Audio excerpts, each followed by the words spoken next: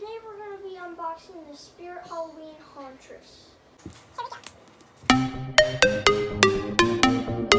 Okay, so she's all unboxed and everything. So here we've got this giant piece of clothing. Looks like it might be difficult to put on. One piece. Yep, one piece. We've got instructions, of course. Then we've got, this must be the mech or something. I'm assuming that is it has to be. Control box. That's the control box. I guess. Here Or we've got wait, no, two this might arms. be the control box. We've got the head. And then we've got this piece, which I assume connects to the head and protect to the arms. And here's a shoulder pad. The shoulder's bigger. And I guess this is the bag that we put bricks in to hold her down. So she Or doesn't fall sand, over. whatever Or you sand. have. Yeah, whatever. Here's the adapter.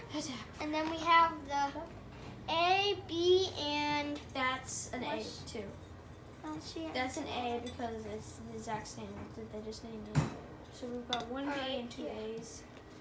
And then we've got the actual base. Yes, this has. Careful with this thing if you're doing this because this could give you splinters. Yeah, it's wood. It's actual wood. It's got Velcro for the clothing and then it's got the mechanism. So yeah, so I guess we're ready to set her up.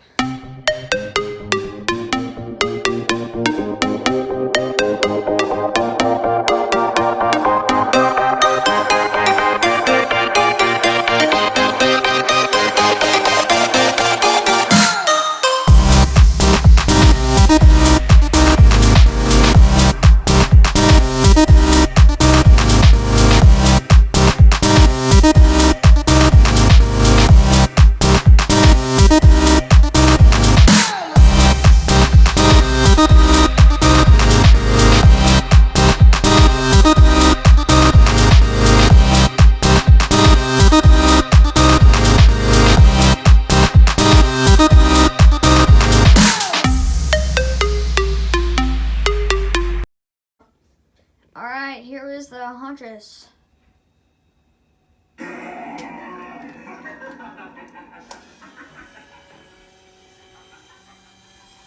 That's her all set up. This is a great prop overall. She's really creepy. Really disturbing. I'm sure it looks great at night. I have not tested it out though. There are a few conditions though. Number one, she has this creepy cloth on her, which looks great, but sheds like a lot, so that's all over the place wherever you go with her if she was there. So you'll know if she was there. And two, that she needs a sandbag or 20 pounds of anything. You could just stand on it in order for her to operate. And if you didn't have that, she'd probably fall over and possibly break. So, but yeah, overall, this is a great prop. Really creepy, really good. And it's, yep. Thanks for watching. Please like and subscribe. Bye.